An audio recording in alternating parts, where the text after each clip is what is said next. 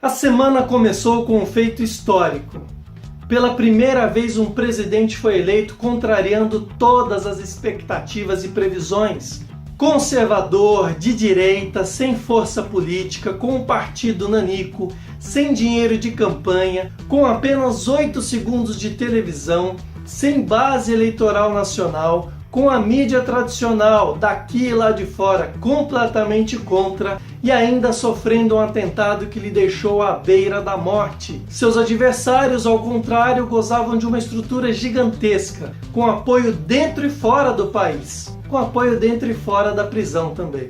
Mídia comprada, milhões do nosso dinheiro à disposição para as campanhas e 30 anos de vida política nacional completamente dominada pela esquerda. O que a gente viu foi a versão contemporânea da famosa luta entre Davi e Golias. E assim como Davi, que sem armadura confiou seu desafio a Deus e saiu vitorioso, Bolsonaro inaugura sua missão com uma oração a Deus em rede nacional. E ao mesmo tempo em que emociona milhões, escandaliza alguns que adoraram sofismar sobre o Estado laico. Mas se esquecem de que laico não é a ausência de religião. Ao contrário, é um Estado que não discrimina e não se opõe a religião alguma. Portanto, é perfeitamente legítimo um presidente orar onde e quando bem entender, e é exatamente o Estado laico e a nossa Constituição que lhe garantem esse tipo de liberdade religiosa, que não é privilégio só nosso, diga-se de passagem. Mas, como era de se esperar, a antipatia ou resistência não se limitaram somente à atitude cristã de Bolsonaro, não. Na mesma noite em que foi anunciada sua eleição, a ministra do STF, Rosa Weber, quis um pouquinho dos holofotes para si, ao dizer que a eleição do capitão está sob júdice, ou seja, o Supremo ainda vai analisar se Bolsonaro pode ou não assumir a presidência da República. No dia seguinte, Boulos, que se prepara para ser uma espécie de clone de Lula, pelo menos no que diz respeito a barba, cabelo, bigode e a voz, já que o poste não funcionou, propõe uma ampla resistência, mas tão fake quanto tudo que a esquerda tenta legitimar nesse país.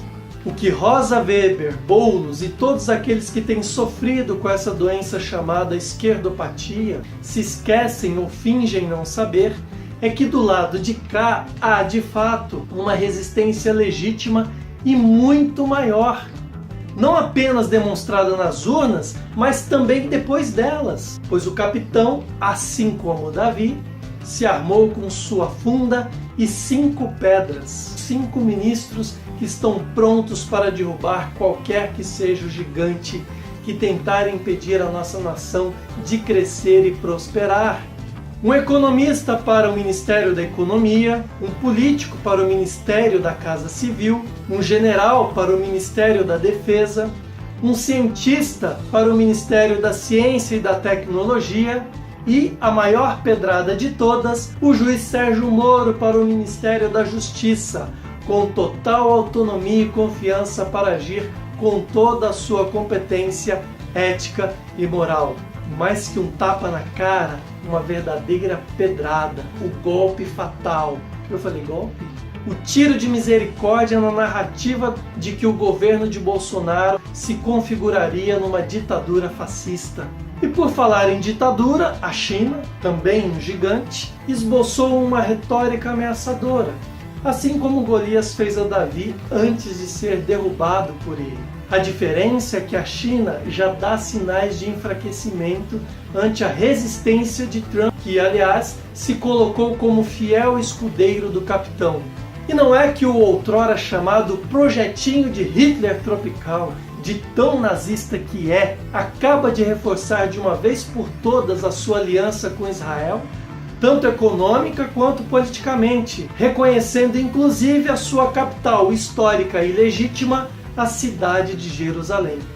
Jerusalém, que foi transformada em capital de Israel justamente pelo rei Davi, o mesmo que venceu Golias e inúmeras outras batalhas, porque Deus estava com ele para dirigir a sua nação.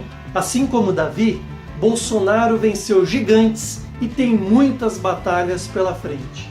Se acho que Bolsonaro é como Davi? Jamais. Mas acredito piamente que Deus está com ele e que por isso o Brasil está sob nova direção.